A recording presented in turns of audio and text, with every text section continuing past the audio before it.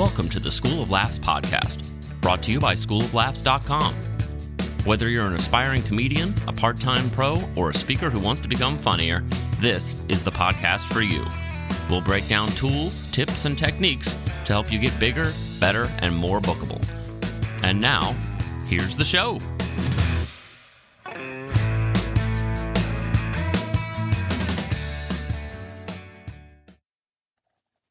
Hello and welcome to the School of Laughs podcast. Rick Roberts here. Hoping you're having a great spring. Kind of got hot here quick in Nashville, but otherwise doing pretty well myself. Hope it's a good one for you. I'd like to once again thank our sponsor, the Clean Comedy Challenge, for supporting the podcast. I believe that wraps up our sponsorship run for them, which opens up some sponsorship opportunities for other folks. If you'd like to get on board with that, just shoot me an email at schooloflaughs@gmail.com.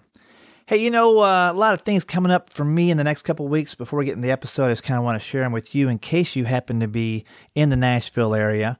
The performance class starts right here in Nashville on May 16th, 2018. It also meets on the 23rd and 30th. You get on stage, you get feedback, get a lot of tips and experience. That class is $200. If you're interested in that, we have one spot remaining. schooloflaughs@gmail.com. Put performance class in the subject heading. And then if you would like to see me do my thing, I'll be recording a set for TV at the TBN Studios in Hendersonville, Tennessee, which is just north of Nashville, about 30 minutes tops. And that's May 24th. It's a Thursday night. I'll be on the Huckabee Show, and that's a show I do the warm-up. But on this particular episode, I will be doing my show, and I'll be on the episode. That episode comes out on May 26th. That's a Saturday, and it re-airs on Sunday. You can catch that at TBN on your service provider, whether it's satellite or cable. It's on there. TBN's in every single country in the world, so you can find it if you look. And that showtime is 7 o'clock on that Saturday if you want to watch it on TV, 7 o'clock Central Time. If you want to come out and catch the performance live, shoot me an email, again, at schooloflaughs@gmail.com. Put Huckabee Ticks in the subject line. I'll see if I can get you in there. Tickets are free, but there is limited availability in the theater, so we want to make sure I get you a seat if you want to come check that out. All right, let's get into this week's episode.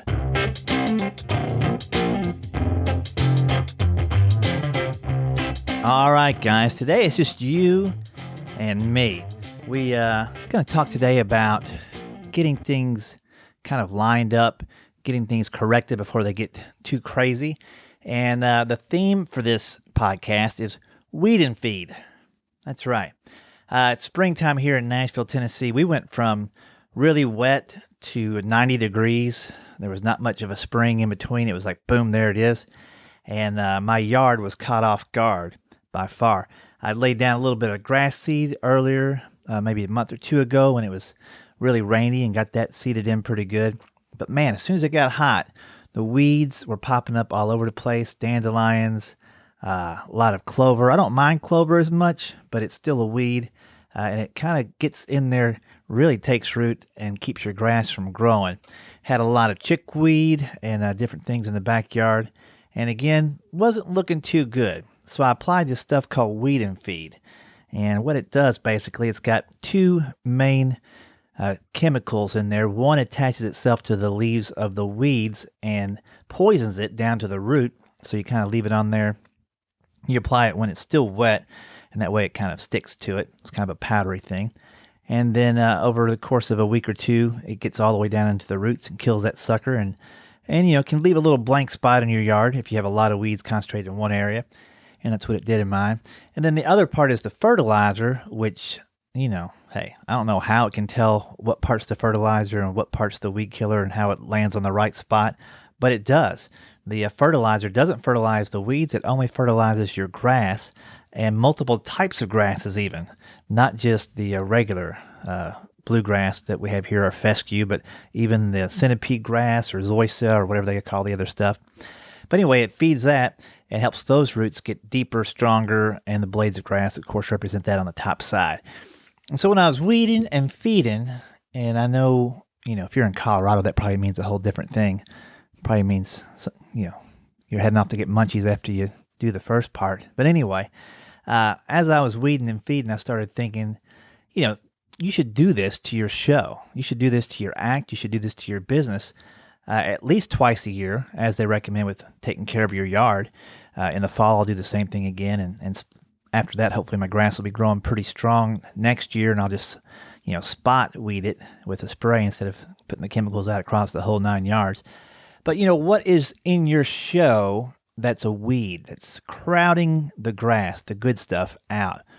What is taking root and preventing solid jokes? Maybe the jokes you should be doing, and the jokes you should be doing. The jokes you probably shouldn't be doing. Although, hey, everything's funny, right? But there are jokes that are like weeds. They're preventing you from getting better opportunities. They're preventing other jokes from taking root and having some time in your act. They're preventing you from growing in general and becoming a more beautiful lawn of a comedian. So as corny as that is, it makes a lot of sense. I looked at my own act when I started thinking about this episode, and there are jokes, the simple jokes, the more to the hacky side, making fun of Arkansas. I don't need to be doing that. They're already piled on already, and that's not breaking any new comedic ground. Why am I still telling that joke? That's the question. Do you have jokes like that? Jokes that are a little bit either time dated, or maybe just you're better than that. You're a better comic than that. Maybe you're punching down, making fun of the homeless or somebody else who, doing the best they can with what they got. Now that they're in the situation. Whatever it might be, we all have a joke. I haven't watched a single comedian, even the most cleanest comedians, even the most filthiest comedians, anywhere in between, that couldn't use a little weed and feed. I see some jokes, I'm like, oh man, you didn't need to go there. You're much better than that. Whether it was content, whether it was language, whether it was just cheap, easy laughs. There's a time for that, a short period of time for that for some folks when you first start. But once you get rolling and people are paying top dollar to come out and see you, or you're in alongside other people that are getting paid, and maybe you're doing a guest set and you're on a professional bill, you should be bringing out your A game. And you know that. I know that. But somehow I still let some of these weeds, some of these things crowd out my show. Other examples, I have some jokes that are a little long-winded now. Do a lot of speaking events where, they have a little bit more patience. They're not expecting comedy club level laughter. I try to give it to them anyway, but there are stories that I have that take up a little too much space in my show. And that's also crowding out space for opportunity, space for new jokes to grow and for stronger jokes to take root. So a few different things. What are the weeds in your act? What's taking up way too much time? What are some jokes that really, if you started today, you wouldn't write today? A long time ago, I heard on Dave Ramsey. He's a guy who talks about financial peace. And he mentioned some guy called in and said, I got a rental property, and I got 2 rental properties, and I got a house I need to pay off. And Dave's advice was always, well, here's how you handle all these extra debts and possessions. Being where you are now in your life, would you go buy these things? If not, sell them. And we are sometimes stuck with things that we've just had for a while. They're a part of our possessions, they're part of our act, they're part of our life. But if we started today fresh, knowing what we know, we probably wouldn't go out and get those things or be bogged down by those things. So think of it like this maybe. If you were starting your new show or turning over a new leaf, perhaps, what jokes would you want to keep? Which jokes are your every single show, killer jokes, every time you tell them, big laughs, and they're jokes that should be in your show, strong, well-rooted material. Keep those, and then get rid of the material, the weeds that are crowding it out. When I put out the weed and feed a little while back, it said to go around the edges first, and then make passes back and forth throughout your lawn. And they say the same thing when you're supposed to mow the yard. Do the outside edges first and then come in. Same thing when you water it. And I started thinking, why not do that with your act? Think about your opener and your closer. Is your opener the best it can be? Is it dated? Is it old? Is it just there because it's always been there? If you were starting anew, would you put it there? Maybe, maybe not. Maybe your closer has been there forever and it's preventing you from ending your shows with a bigger bit, a newer bit, a stronger bit, a bit that better connects with your audience, gets a better reaction, maybe gets you a standing ovation or an applause break as opposed to just a strong finish. So think about that. Your opening and your closing. Those are what people are going to remember you by. I mean, you could be funny all through the middle, but if your first 2 or 3 minutes is lame and your last 2 or 3 minutes doesn't live up to the rest of your act, people are going to remember that. And they're not going to, come out and see you again probably.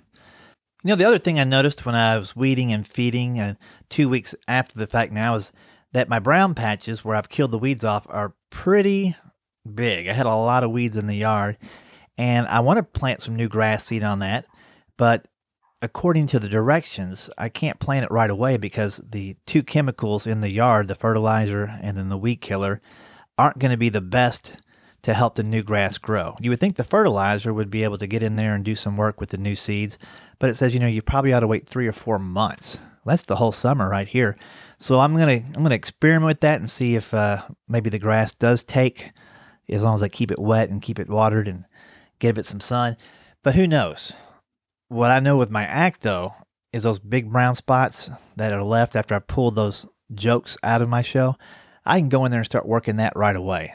I can work them at open mics, different opportunities, and start adding them into my full-time show. But it really made it clear which jokes I should keep and which jokes I shouldn't keep. The other thing it said was apply this weed and feed while the grass is wet.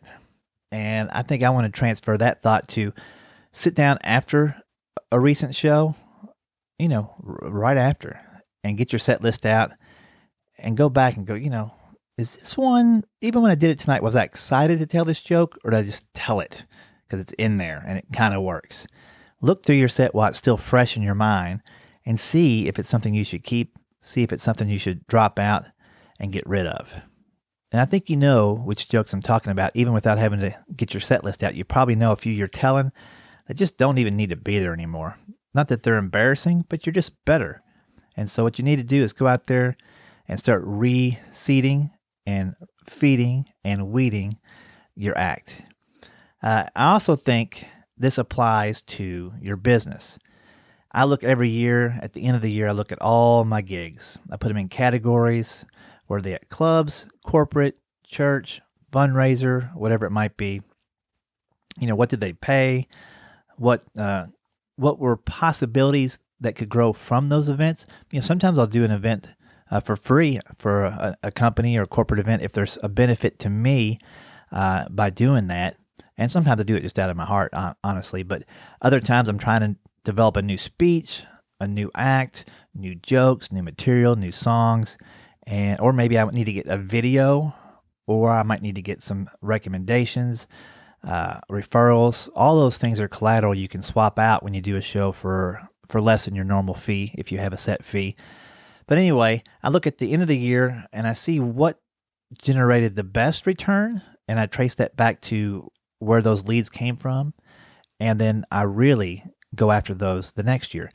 Conversely, I look at the bottom feeders, the lowest 20%. What did I spend a lot of time on and didn't reap much of a reward from? And it wasn't mutually beneficial for me or the client. And I stopped taking those gigs. And every year there's another category of gigs, a small sliver of the pie that I'm like, it's not for me anymore. The first thing obviously was any event where I had to be crude because that's not my style. And then shortly after that, if it was a really youth-oriented crowd, started scratching that because that's not my demo. And colleges, that's out now. I could do them. I could stand there for an hour, but is that the best fit for them? Not for me either. I won't enjoy it. And so at the end of the year, I go through this process and I apply what's called the Pareto principle, or the 80-20 rule, to all these findings and see what I should and should not be doing. The 80-20 rule basically says that 20% of your focused effort can generate 80% of your results. Conversely, 80% of your unfocused effort can generate 20% of your results for the day. This applies to a lot of different things. A couple of quick examples. 80% of the crimes in our country are committed by 20% of the criminals. Repeat offenders that get back out there and do the same thing all over again. 80% of our healthcare resources are eaten up by 20% of the people who use them. So just 1/5 of the people are using 80% of our healthcare resources. And if you know somebody who's been sick, or you have, Usually once you have one illness, it's easier to catch another one. All of a sudden you're taking two medications and then a third medication to negate the side effects of the first two. And all of a sudden you're back in for visits for things because you're overcompensating on one half of your body for the other half, whatever it might be. And you're eating up a lot of resources, whereas, the other 80% just go in for a checkup, go home. And then the other example of the Pareto principle is in marriage. 20% of the times the husband makes the right decision, 80% of the time the wife does, and 100% of the time the wife is correct. So if you want to live a long, happy life, you got to know that Pareto principle and apply it to your spouse, to your situation. But you can do this with your business. Look at what you spent the most time on and see if it generated the most results. And if not, you were either unfocused when you were attempting to achieve that goal, or you simply were trying to achieve the wrong thing. Look at things that are more in your control and less things that are out of your control. And then again, what's the most rewarding? If you have a goal outside of earning money, which is great, what serves that goal the best? What kind of events should you be doing? What kind of jokes should you be telling? What kind of people should you be hanging out with and networking with and also helping? When nothing else is going on right in your life, go ahead and help somebody else. I find anytime I do that, the focus is taken off of whatever trouble I'm going through, whatever hardship, and I'm immediately put in a place of helping somebody and serving, which leads to me being served in some other way. Always happens that way. So if you're listening to this and you take away nothing else from the weed and feed part or anything, the 80-20 rule, when you're down and out, try to find somebody else to help, and that'll turn your whole attitude around. Big lesson there that I've learned over the years. Also, with the 80-20 rule, think about your relationships. Which relationships are kind of getting toxic? Should you be spending that much effort with somebody or someone that is not appreciative of where you're coming from and the help you're trying to give and all the stuff you're pouring into the relationship? If that's the case, weed and feed. Sprinkle some weed killer on there. Open up some space for a new relationship, new connection, new network opportunity, new friendships, and let that grow. Why keep on doing the same thing and getting negative results when you can just change the thing that you're doing and see what happens? And I think if you apply this 80-20 rule across the board and make some attempts to weed and feed not only your comedy shows, but your relationships, your business approach, you'll have a much better looking yard/act. And it'll be a lot easier to take care of 4 months from now or 6 months from now when you go through this process again. There'll be less weeds, better rooted yard, better rooted jokes, hopefully. And then you do this a couple times a year and get back on track. Doesn't take much, especially for us comic types or creative types in general, to get sidetracked with something that looks shiny and new and interesting. But the reality is, when somebody hires us, they're expecting a specific product. And if that product is full of weeds and junk and garbage, we're not going to get hired again, and we're going to have diminishing returns across the board.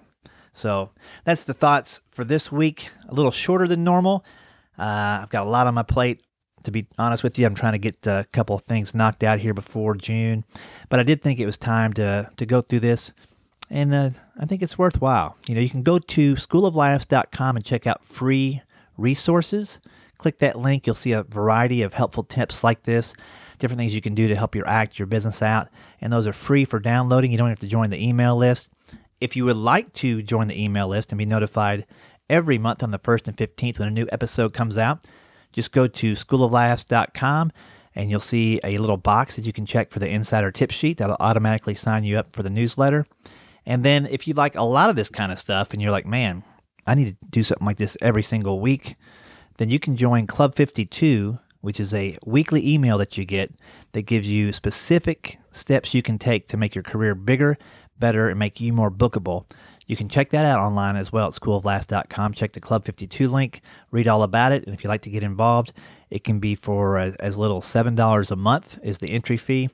Club 52 at the $7 level or above also gets you involved with a monthly Skype or Zoom hangout call, where you can ask me questions, get some answers, and also network and meet other comics from across the country who are at different levels, maybe behind you or in front of you or further along or less further along, that you can share ideas with and help each other out.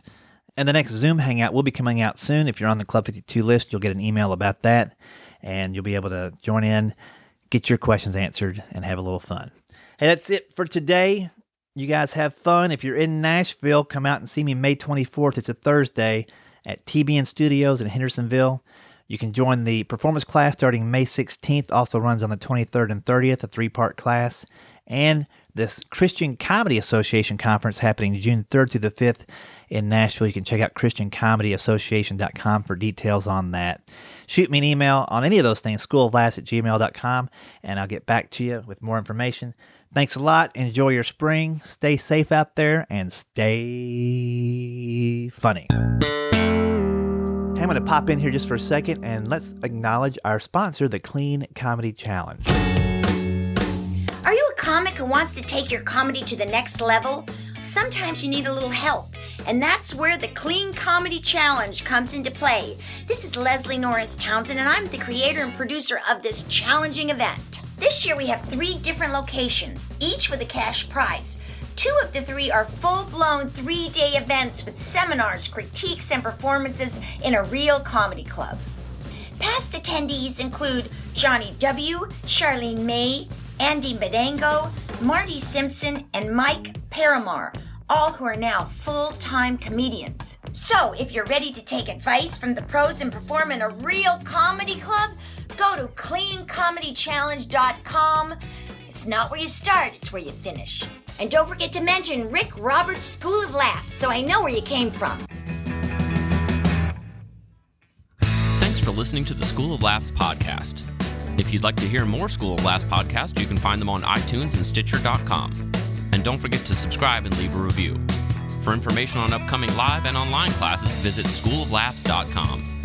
Until next time, stay tuned, stay focused, and stay funny.